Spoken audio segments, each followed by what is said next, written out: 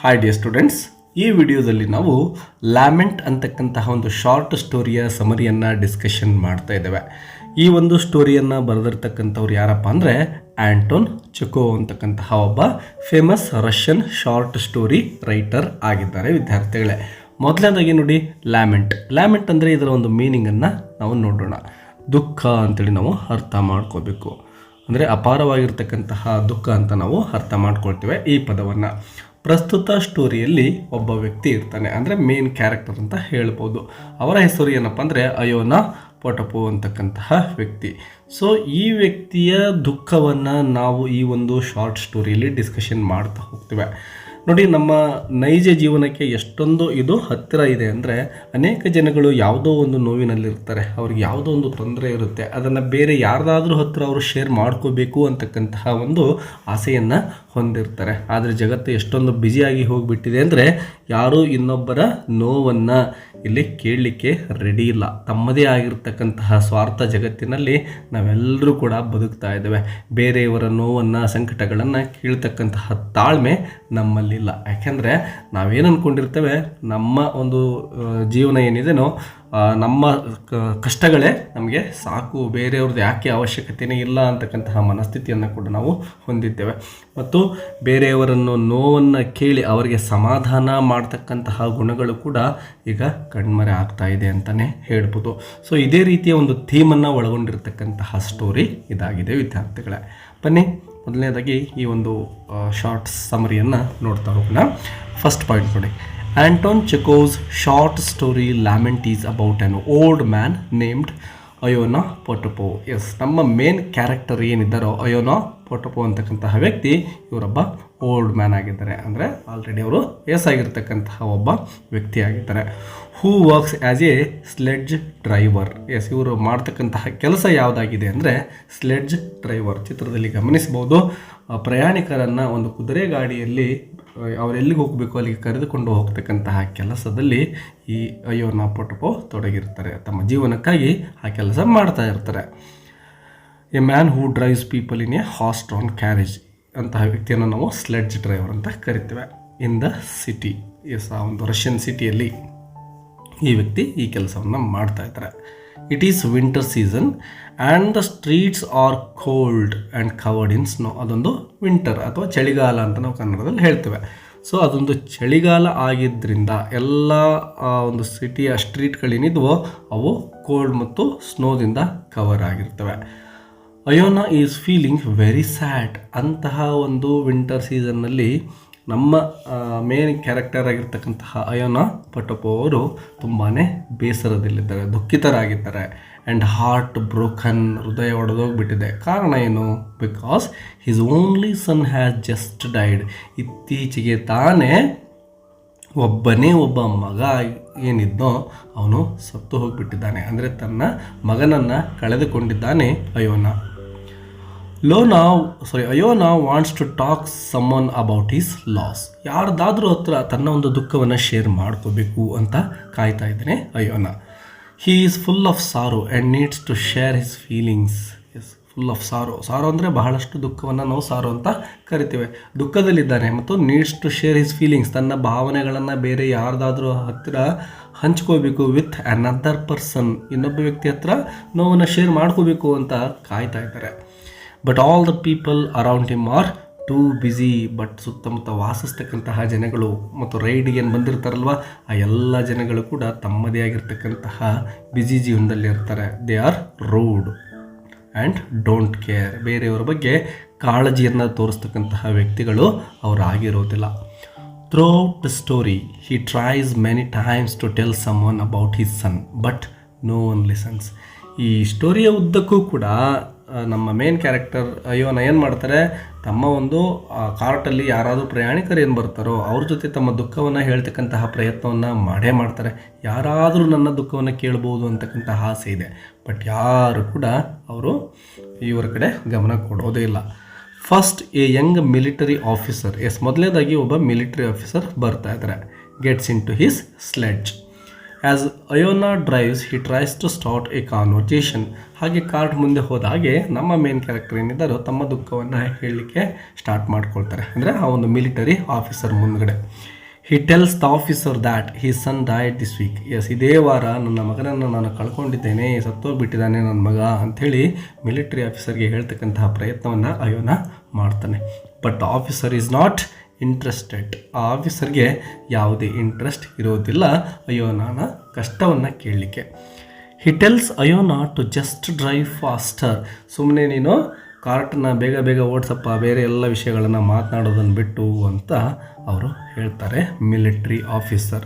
ಅಯೋನಾ feels more alone and quiets down. Yes, ಈಗ ದುಃಖ ಏನಿತ್ತೋ ಇನ್ನೂ ಹೆಚ್ಚಿಗೆ ಆಗುತ್ತೆ, ಯಾಕಂದರೆ ತನ್ನ ದುಃಖವನ್ನು ಶೇರ್ ಮಾಡ್ಕೊಳ್ಳೋ ಪ್ರಯತ್ನ ಮಾಡ್ತಾನೆ.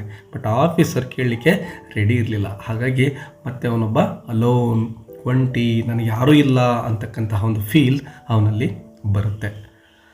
Litre Iona picks up 3 drunk men. Yes, ಅದಾದ ನಂತರದಲ್ಲಿ ಅಂದರೆ ಮಿಲಿಟರಿ ಆಫೀಸರ್ ಹೋದ್ಮೇಲೆ ಅವನನ್ನು ಡ್ರಾಪ್ ಮಾಡಿದ ಮೇಲೆ ಮತ್ತೆ ಪ್ರಯಾಣಿಕರು ಬರ್ತಾರೆ. ಈ ಸಾರಿ ಬಂದವರು ಯಾರಪ್ಪ ಅಂದರೆ 3 ಡ್ರಂಕ್ ಮೆನ್, ಅಂದರೆ 3 ಕುಡುಕರು ಬರ್ತಾರೆ. He thinks maybe they will listen. Iona think ಮಾಡ್ತಾನೆ, ಮೇ ಬಿ ಈ 3ರಲ್ಲಿ ನನ್ನ ನೋವನ್ನು ಹೇಳ್ಕೊಂಡ್ರೆ ಅವರು ಕೇಳಬಹುದು ಅಂತ ಅಂದ್ಕೊಳ್ತಾನೆ. Again he tries to talk about his dead son. ಮತ್ತೆ ತನ್ನ ಒಂದು ಸತ್ತು ಹೋಗಿರತಕ್ಕಂತಹ ಮಗನ ಬಗ್ಗೆ ಅವರ ಮುಂದೆ ಹೇಳಲಿಕ್ಕೆ ತೊಡಗ್ತಾನೆ Iona. But they laugh. Yes, ಅವರೆಲ್ಲ ಏನು ಮಾಡ್ತಾರೆ, ನಗ್ತಾರೆ. ಇವನ ಸ್ಟೋರಿಯನ್ನು, ಕಷ್ಟವನ್ನು ಕೇಳಿ ನಗ್ತಾರೆ. ನಮ್ಮ ಸುತ್ತಮುತ್ತನೂ ಅಷ್ಟೇ, ನಮ್ಮ ನೋವನ್ನು ಕೇಳಿಬಿಟ್ಟು ಎಲ್ಲರೂ ಕೂಡ ದುಃಖಿತರಾಗ್ತಾರೆ ಅಂತ ಅಂದ್ಕೊಂಡ್ರೆ ಅದು ನಮ್ಮ ಭ್ರಮೆ. ನಮ್ಮ ನೋವನ್ನು ಸಂತೋಷ ಪಡ್ತಕ್ಕಂತಹ ಜನಗಳು ಕೂಡ ನಮ್ಮ ಸುತ್ತಮುತ್ತ ಇರ್ತಾರೆ. ಇವನಿಗೆ ತೊಂದರೆ ಆಗಲಿ ಅದರಿಂದನೂ ಖುಷಿ ಪಡ್ತಕ್ಕಂತಹ ವ್ಯಕ್ತಿಗಳು ಇದ್ದೇ ಇರ್ತಾರೆ. Make fun of him. ಇವನನ್ನು ನೋಡಿ ತಮಾಷೆ ಮಾಡ್ತಾರೆ. And talk over him. Yes, ಅವನ ಬಗ್ಗೆ ಮಾತನಾಡ್ಕೊಳ್ತಾರೆ. ಏನೋ ಇವನಿಗೆ ಹಿಂಗೆ ಆಗಬೇಕಾಗಿತ್ತು, ಆಗಿದ್ದು ಒಳ್ಳೆಯದಾಯಿತು, ಈ ಥರ ಕೆಟ್ಟ ಪದಗಳನ್ನು ಅವರೆಲ್ಲ ಮಾತನಾಡ್ಕೊಳ್ತಾರೆ. ಮತ್ತು ಅಯೋನಿಗೆ ದುಃಖ ಹೆಚ್ಚಾಗುವ ರೀತಿಯಲ್ಲಿ. They don't care about his story or his pain. ಅವನ ಒಂದು ಸ್ಟೋರಿ, ನೋವಿನ ಕಥೆ ಏನಿತ್ತೋ ಅದರಲ್ಲಿ ಯಾವುದೇ ಆಸಕ್ತಿ ಇವರಿಗೆ ಇರೋದಿಲ್ಲ. After the leave Iona feels even more empty and hopeless. ಅವರೆಲ್ಲರೂ ಕೂಡ ಹೋದ್ಮೇಲೆ ಆ 3 ವ್ಯಕ್ತಿಗಳು ಮತ್ತೆ ಅಯೋನಾಗೆ ಮತ್ತೆ ಫೀಲ್ ಆಗಲಿಕ್ಕೆ ತೊಡಗುತ್ತೆ. ಮತ್ತಷ್ಟು ನೋವು ಹೆಚ್ಚಾಗುತ್ತೆ. ಯಾವುದೇ ಜೀವನದಲ್ಲಿ ಭರವಸೆನೇ ಉಳಿಯೋದಿಲ್ಲ, ಹೋಪ್ಲೆಸ್ ಆಗಿಬಿಡ್ತಾನೆ. Iona sits still in the cold. Yes, ತುಂಬ ಕೋಲ್ಡ್ ಇತ್ತಲ್ವ, ವಿಂಟರ್ ಸೀಸನ್ ಆಗಿದ್ದರಿಂದ ಒಬ್ಬನೇ ಕೂತ್ಕೊಂಡಿದ್ದಾನೆ. Waiting for someone else to ride with him. Yes, ಯಾರಾದರೂ ಬಂದು ಪ್ರಯಾಣಿಕರು ಮತ್ತೆ ಬರ್ತಾರೆ ಅಂತ ಕಾಯ್ತಾ ಇದ್ದಾನೆ. He sees many people around but none of them want to talk or listen.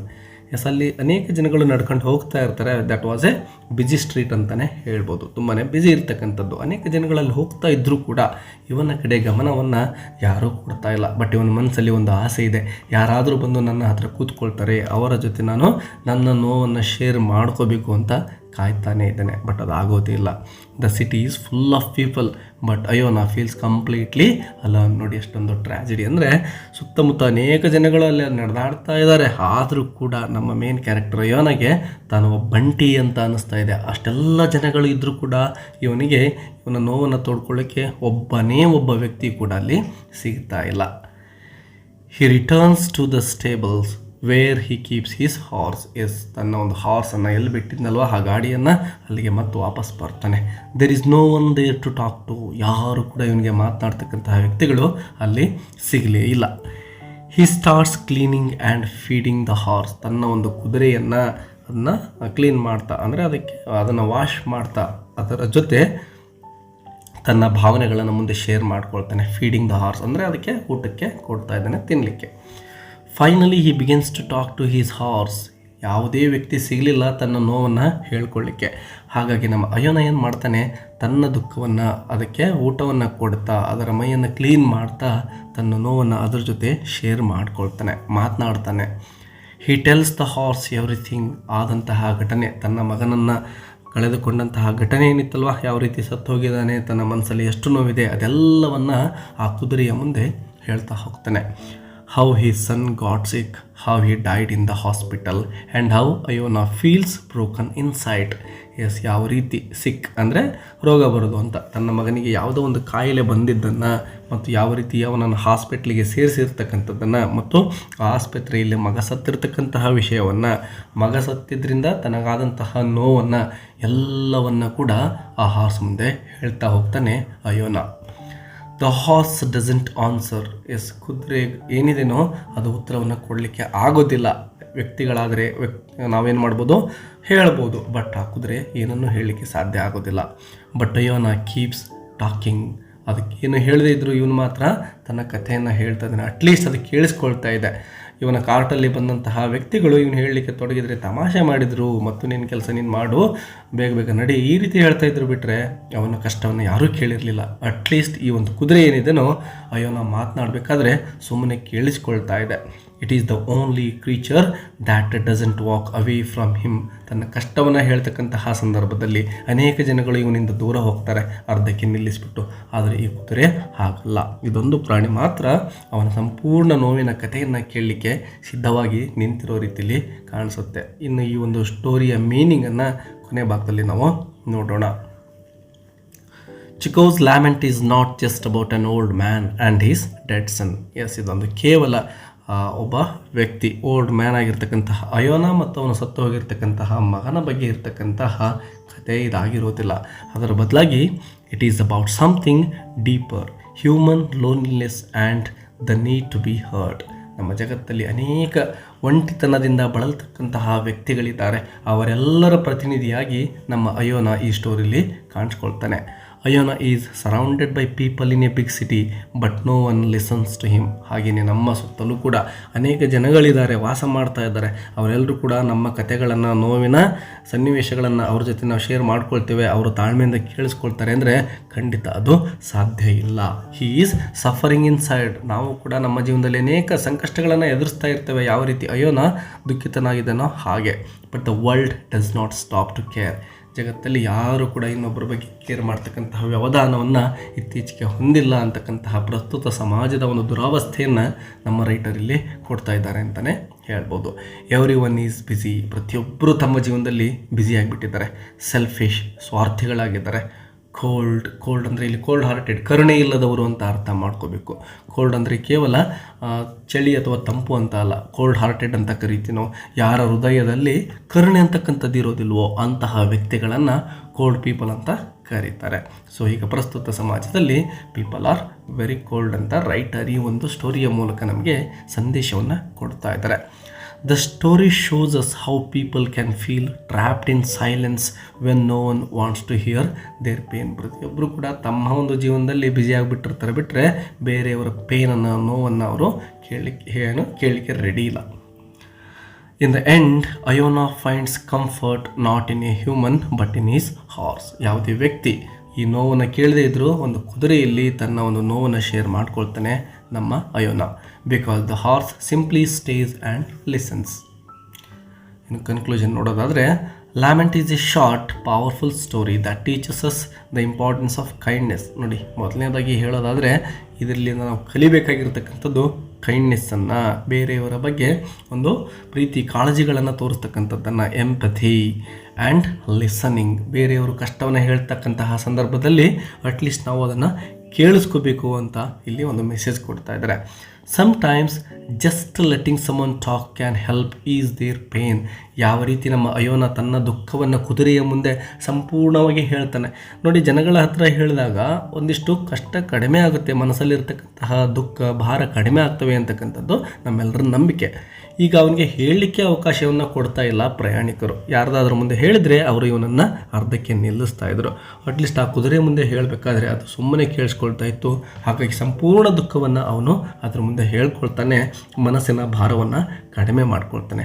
ಹಾಗೆ ಯಾರಾದರೂ ದುಃಖದ ಒಂದು ಸಂದರ್ಭದಲ್ಲಿ ಇದ್ದಾಗ ನಾವು ಅವ್ರು ಏನಾದರೂ ಹೇಳಲಿಕ್ಕೆ ಬಂದರೆ, ಅಂದರೆ ತಮ್ಮ ದುಃಖವನ್ನು ನಮ್ಮ ಜೊತೆ ಶೇರ್ ಮಾಡ್ಕೊಳ್ಳೋಕ್ಕೆ ಬಂದರೆ ನಾವು ಅದನ್ನು ತಾಳ್ಮೆಯಿಂದ ಕೇಳಿಸ್ಕೋಬೇಕು. ಅಂದಾಗ ಅವರಿಗೆ ಅದರಿಂದ ಸ್ವಲ್ಪ ದುಃಖ ಕಡಿಮೆ ಆಗುತ್ತೆ ಅಂತಕ್ಕಂತಹ ಮೆಸೇಜನ್ನು ಕೂಡ ಇಲ್ಲಿ ಕೊಡ್ತಾ ಇದ್ದಾರೆ. Chico reminds us that even when life is busy, we should take time to care for others. Yes, ನಾವು ಎಷ್ಟೇ ಬ್ಯುಸಿಯಾಗಿದ್ದರೂ ಕೂಡ ಸ್ವಲ್ಪನಾದರೂ ಬೇರೆಯವರ ಬಗ್ಗೆ ಕಾಳಜಿಯನ್ನು ತೋರಿಸ್ಬೇಕು, ಬೇರೆಯವರ ಸಂಕಷ್ಟಗಳಿಗೆ ನಾವು ಸ್ಪಂದಿಸಬೇಕು ಅಂತಕ್ಕಂತಹದ್ದನ್ನು ನಮ್ಮ ರೈಟರ್ ಇಲ್ಲಿ ಹೇಳ್ತಾ ಇದ್ದಾರೆ. ವಿದ್ಯಾರ್ಥಿಗಳೇ, ಈ ಒಂದು ಸ್ಟೋರಿ ನಿಮಗೆ ಹೆಲ್ಪ್ಫುಲ್ ಅನಿಸಿದರೆ, ಅರ್ಥ ಮಾಡ್ಕೊಳ್ಳಿಕ್ಕೆ ಹೆಲ್ಪ್ ಆಗಿದೆ ಅಂದರೆ ಒಂದು ಲೈಕ್ ಕೊಡೋದನ್ನು ಮರಿಬೇಡಿ ಮತ್ತು ನಿಮ್ಮ ಫ್ರೆಂಡ್ಸ್ ಜೊತೆನೂ ಶೇರ್ ಮಾಡ್ಕೊಳ್ಳಿ. ಯಾವುದಾದ್ರೂ ವಿಡಿಯೋ ಲೆಸನ್ ಬೇಕು ಅಂದರೆ ಕಮೆಂಟ್ ಬಾಕ್ಸಲ್ಲಿ ಕಮೆಂಟ್ ಮಾಡಿ ಟೈಟಲನ್ನು ರೈಟರ್ ಜೊತೆ ಅಂದಾಗ ಮುಂದಿನ ದಿನಗಳಲ್ಲಿ ಅದರ ಒಂದು ಸ್ಟೋರಿ ಅಥವಾ ಶಾರ್ಟ್ ಸಮರಿಗಳನ್ನು ಮಾಡಿ ಹಾಕ್ತಕ್ಕಂತಹ ಪ್ರಯತ್ನವನ್ನು ಮಾಡ್ತೇನೆ. Don't forget to subscribe the channel. Let's meet in next video. Thank you for watching. Take care, keep learning and all the best.